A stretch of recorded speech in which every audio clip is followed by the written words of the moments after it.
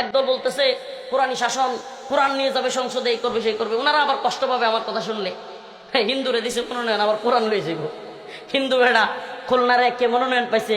কৃষ্ণ নন্দী, এই ইসলামিক দলের এমপি প্রার্থী, নাম কি? কৃষ্ণ নন্দী। এখন সে কয় হরে কৃষ্ণ হরে বল, দাড়ি পাল্লা টেনে তোল। চিন্তা করলাম, সুবহানাল্লাহ, কত ইসলাম কায়েম হয়ে যাচ্ছে।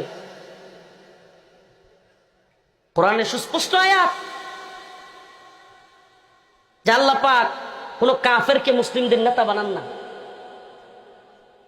আল্লাহ পাক কাফেরদেরকে মুসলিমদের নেতা বানান না। কোন মুসলিমদের কর্তৃত্ব কাফেরদের হাতে দেন না।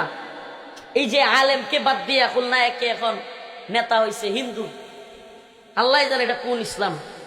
তো আমি নির্দিষ্ট কোন দলের পক্ষে বিপক্ষে এই জন্য বলতে চাই না। ইসলামপন্থীদের এই 3 মাস খুব সারা দেশে বিচরণ, ঠিক আছে, ওনারা চলতেছে, মুরব্বীরা মনে করতেছে কিছু একটা করে ফেলবে। আচ্ছা করুক, চেষ্টা তো করতে দিই, চেষ্টা করতেছে।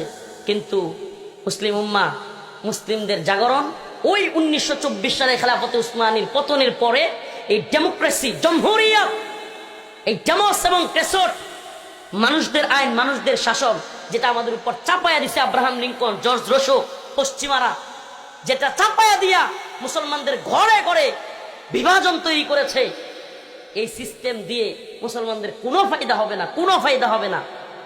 মুসলমানদের একমাত্র মুক্তি, একমাত্র কামিয়াবির পথ দাওয়া, ইরদাদ, জিহাদ, শাহাদাত।